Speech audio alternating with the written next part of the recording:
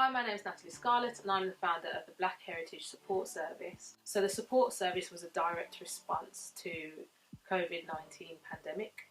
I think like many in our community, I was horrified by the rate of deaths of black people in particular. After seeing what has happened between the government and our community in relation to the Windrush scandal and Grenfell, I just felt like we needed to do something internally and gain some autonomy in finding a solution and trying to reduce some of those death rates. So the service is primarily an advocacy service with a two-pathway stream. So on one side of the service you've got an educational hub, which is really built to educate the community and to look into some of those factors of why we were high risk. So the educational hub will be led by black practitioners, certified practitioners, who will lead with workshops and some of their research papers into how we can boost our immune, if you like, and try to prevent death if we did catch COVID, so it would increase our recovery rate.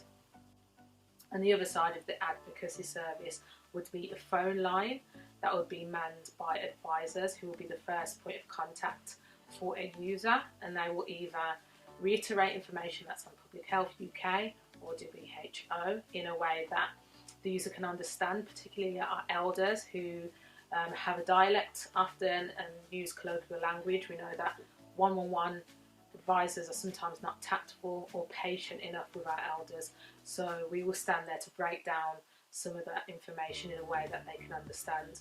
Or the advisor will book a callback from a black health professional who will liaise with the hospital on a user's behalf. What we're seeing is family members are having someone go into hospital, their access is restricted because of COVID and nobody knows what's happening with a family member.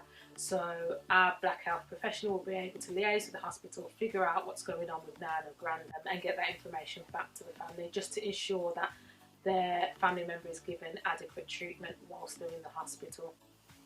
So this is very much a collaborative approach, and I'm just asking for anybody really to support us, to follow us on social media. We have a GoFundMe account.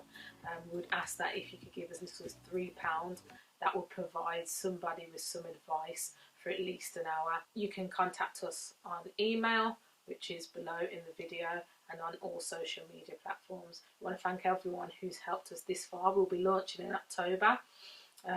We can't launch the phone line yet because the phone line is where the majority of the funding will go, and as much as we've put in a lot of applications, we haven't secured funding yet outside of the GoFundMe account. So we will be launching our educational hub in October, but we're still on the lookout for some funding for the phone line. So please help us to prepare for a second wave should it arise.